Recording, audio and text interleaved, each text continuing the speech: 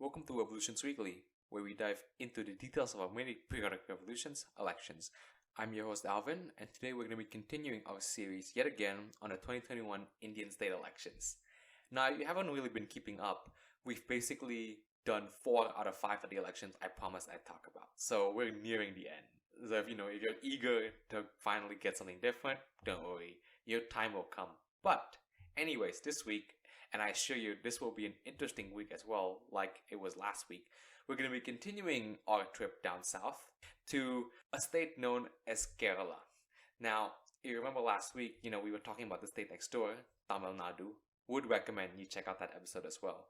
But anyways, so this week we're going to be talking about Kerala, and now Kerala has very interesting politics as well in general, and I might argue, is generally also a sort of anomaly as compared to the rest of India, and I'll get to why in a bit. So when you're talking about Kerala politics, especially since the 60s, it's always been between two parties, the CPIM, which is like the communist, as well as the Congress, Indian National Congress. So if you remember a few weeks ago, when I was talking about the West Bengal elections, I had told you that the communist, represented by the CPIM, has basically held power in West Bengal for more than 30 years, only finally being toppled by Mamata Banerjee in 2011. And, in general, since that time, and even before that, the communist has always been on like this downward decline around the country, where it's like in most states, they've only been able to get less than 1%, to like 4% at most of the vote. Only maybe in West Bengal and in some of the eastern states that they've been able to keep up their presence, basically. West Bengal getting about 20% of the vote most times, and in like Tripura, for example, being the main opposition. But now in Kerala, it's the exact opposite. They've actually become more popular this time around, and they've actually, grown their party as a result. So, Kerala is basically, in many ways, the CPIM's last major stronghold. And then, on the other side, of course, we have the Indian National Congress. Now, the funny thing was that before the 60s, basically, I think it was 1966, I believe, so around the time the DMK went to power in Tamil Nadu. So this is a very interesting time in Indian politics. But basically, what had happened was basically the communists took over power in Kerala, and this basically freaked out the central government, the central Congress government, as, at that point, one, they've lost the state, so which is obviously, at the time very unprecedented, as it was. 2, it was the communist. So, this communist government in Kerala at the time, interestingly enough, was actually the world's first communist government that was democratically elected. So, of course, those in power, had like this interesting historical mantle that they had to carry, where it's like, are they gonna abolish democracy? Are they gonna declare independence? Or are they just gonna run the state as it was, as it had been run before, being a chief minister, losing and winning elections here and there, things like that. So, it was certainly an interesting time to be in Kerala, because, these were the many questions that, people had, these were the many questions that the central government had, and those, in the party as well, to have this mantle would certainly be interesting. And, and at the same time, China and the Soviet Union was also watching this pretty closely. But, because of just how unprecedented, how much of a limbo the situation was, ultimately, they basically abolished this communist government in Kerala, through president's rule, and, basically had real elections, redone. But the communists still won. And after this election, the communists basically committed to continuing Indian democracy as it had been run before, and just kind of became a normal party in the election going forward, basically. So there was never this threat of a coup and things like that being floated anymore. And interestingly enough, if you kind of look at, Kerala election trends, basically, they've kind of had this anti-incumbency trend, which is a very consistent thing in their whole history, where basically, in Tamil Nadu, they have something similar, and in many other states as well, where it's many southern Indian states, by the way, where it's they've kind of always flip-flopped between the parties every 5 to 10 years. But in Kerala, it's a very consistent, and it's consistent to the T. Now, what I mean is, literally every single election since the 70s, they've basically flipped between the CPIM and the Congress. So basically, there's no such thing as a two-term chief minister in Kerala. But, with this election, that might change, and I'll get to why in a bit. But in essence, yeah, so every 5 years, a government gets voted in and out, in and out. So, there's never, like I said, a two-term chief minister, and basically, it always keeps the two parties up on their heels, and they always have to outdo one another to essentially win the election. Now, don't get me wrong, if, a party is good at governing, it's not like that they'll just, vote the other party for the hell of it if the other party's not even putting any effort. And this kind of shows in this particular election, interestingly enough. But it's always a thing where it's like the other party just so happens to put up an equally or greater proposal so that the people actually vote them into power, and then the other party has to do something else to get people up and hyped up so they get into power, and so on and so on. Just keeps flipping basically back and forth, back and forth. So anyways, let's get to the coalitions in this particular election. So the first side, we have the LDF, the Left Democratic Front, which is basically the communist coalition. So basically, of course, with the CPIM being the primary governing party of the state, is the primary partner in this coalition. And then we have basically all the other communist parties, the CPI, so on and so on, as well as other parties as well. And at the same time, we have the United Democratic Front, the UDF. Now, this is Congress's alliance. So we have Congress, the India Union Muslim League, as well as other smaller parties as well. Now, it's worth mentioning the India Union Muslim League is because, they've basically gotten almost of a lock on the Muslim vote in Kerala. And, Kerala being a pretty diverse state, more diverse than, Tamil Nadu and all these other states. I mean, definitely South India is a bit more diverse because there's, the Christian factor in there as well. Whereas in the west of India, it's mostly Hindu-Muslim duality, basically. So, but anyway, so, India Union Muslim League basically has almost of a lock on the Muslim vote. So, Congress being with them for all these years basically, kind of solidifies Congress's hold as well on the Muslim vote as well. But in general, Congress has a hold over the Muslim vote in many of the other parts of the country. But in the case of Kerala, they ally with the IUML, basically. And then we also have other smaller parties as well. Now, I mean, in general, basically Congress has, kind of an appeal to minorities. So, so I think it's Muslims, of course, tend to vote for Congress. And I think it's the Christians as well tend to vote for Congress. But, the majority and especially the scheduled caste and the lower caste tend to vote, of course, for the communists, as is the case in Bengal and other states.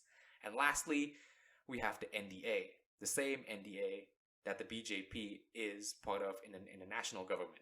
So, of course, we have the BJP and, some other smaller parties. Interestingly enough, we also have the AIADMK from Tamil Nadu next door, but they're only contesting in one seat, which is, presumably has a prominent Tamil population, which is why they even bother. But anyways, so, if you're wondering why I haven't mentioned the BJP until now, well, it's because the BJP isn't really a factor in this election, or really has been in Kerala politics.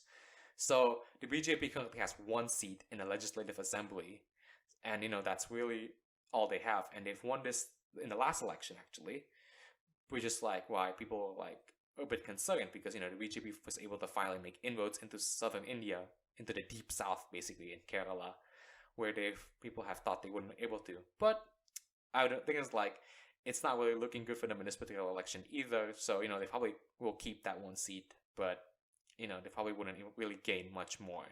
We'll just have to see what happens in the future, though. So anyways, let's finally get to the polls. So what's slated to happen, basically, with this particular election? Before it actually happened. We'll get to what actually happens in a bit. But, what does the poll says? The poll says that the communists, in this case, are actually slated to get a second term. Now, this is interesting because if you remember what I said earlier, Kerala has been the one state in India that's been on a consistent anti-incumbency trend, meaning there was no incumbent, there's no second term chief minister after the 70s. So every party basically gets a chance at 5 years. So 5 years for the CPIM, 5 years for Congress, so on and so on. But what the polls are actually showing is that this trend might actually finally end. It might finally be bucked. Why? Well, because the communists, I think for the most part, has basically done a good job in the state, and they've basically developed the state and things like that. And, and it's also the popularity of Pinarayi Vijayan, who's like the current chief minister, it's like the cult of personality around him as well, being somebody popular that, people actually end up voting for him. Now, Pinarayi Vijayan is actually part of the Irava caste, which is basically like a scheduled caste. It's just like a lower caste, basically. But the Irava caste is basically 25% of the Kerala population. So basically with him at the top, it's basically kind of swinging the lower caste vote further into the communist direction. And if you have a quarter of the state on lock, that's basically a really good sign of like things going forward. But of course, despite identity politics, not despite, well, even though identity politics is a factor, I think ultimately it was like the good governance of the CPIM in these last 5 years that kind of like allowed them to actually be able to, lock in the vote for a second term. But, this is, of course, without controversy, because they've definitely had issues like, big corruptions allegation, like with gold smuggling and things like that. And also, like the Sabarimala issue, where it's like, I think there's like this one big temple in Kerala, basically, which basically prevents women initially from going into the temple if they have their periods.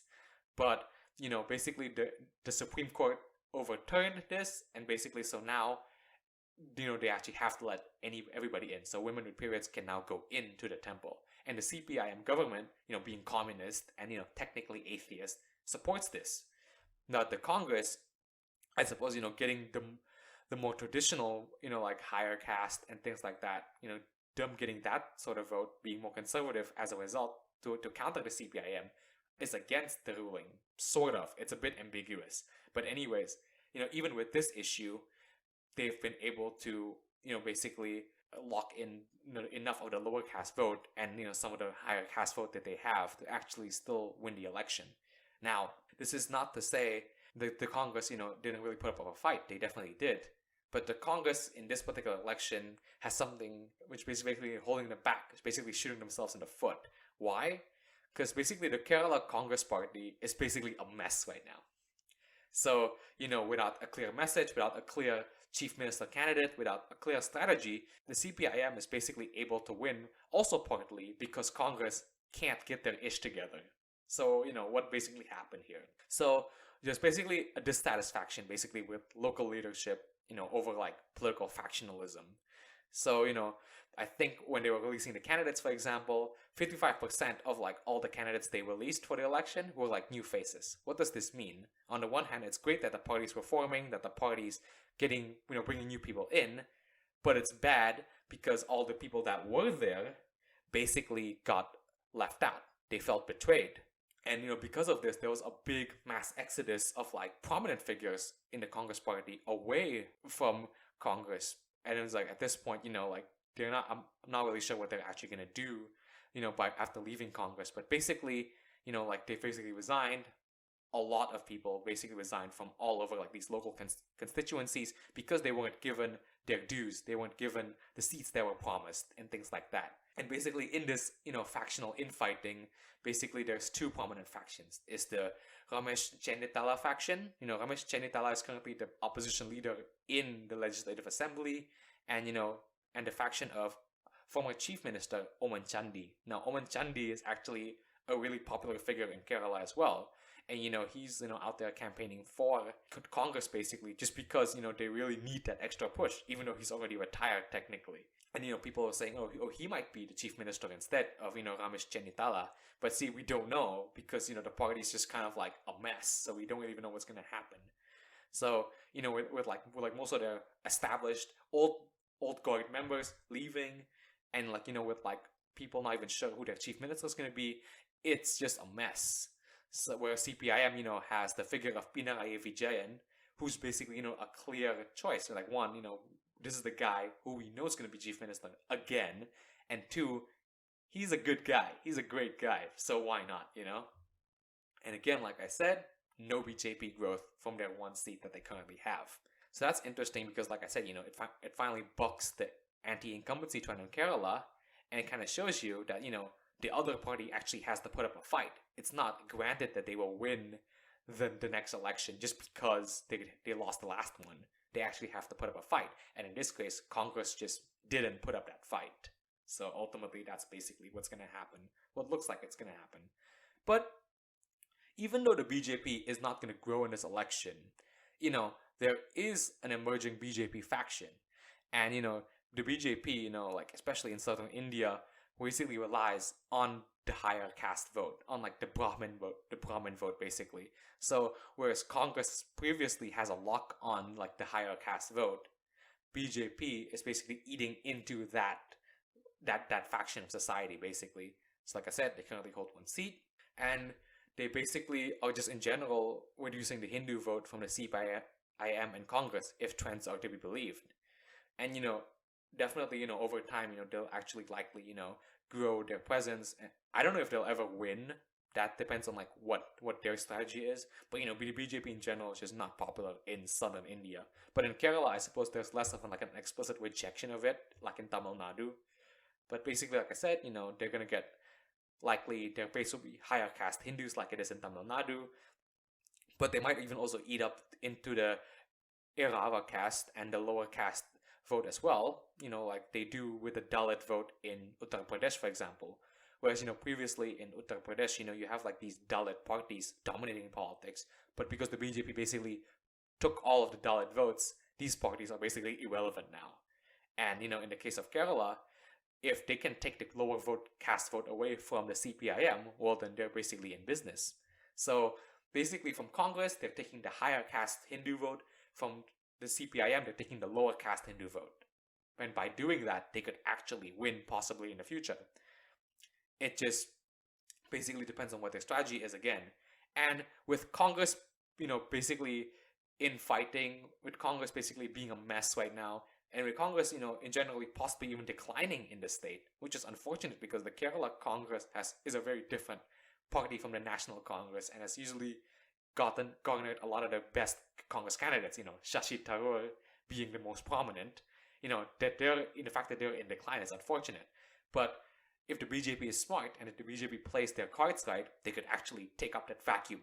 So it's likely going to be a CPIM BJP duality going forward if the BJP plays their cards right. But anyways, what are the votes so far? Well, basically what the polls say. BJP with their one seat, and the CPIM increasing their vote share basically from the last election and going back to government. So, the polls are definitely correct in that regard. And, with, Kerala's anti-incumbency trend finally being broken, it'll be interesting to see if this actually continues, or if the Congress can actually make a comeback, or if possibly the BJP could even, get power. We don't know. Because it's not like the BJP has never upset it any, a state's politics within one or two elections. It has definitely happened in some northern Indian states, and it's definitely happened in several northeastern states. So, it'll be interesting to see because if BJP actually can win in southern India, well then, Tamil Nadu and Telangana is just, another election away, basically. And to be fair, the BJP is growing in Telangana at least. And it's not entirely impossible because they're already in power in Karnataka right now. So, it'll be interesting to see what's going to happen with that in the future. But anyways, even with the communists as well, it'll be interesting to see if they can actually make a comeback in the rest of India. But, I'm going too far off. But so that's basically the Kerala election for you. Now, next week, we're basically ending our series about the 2021 Indian state elections by talking about a little union territory called Pondicherry. Now, if you look at Pondit on a map, it's basically all over the place. There's exclaves here and there because Pondicherry is basically French India. But anyways, so we're looking at that as well next week. Just like a little episode before we finally end this series. I'll probably maybe do one on the results. And, well, that's it for me, basically. See you then.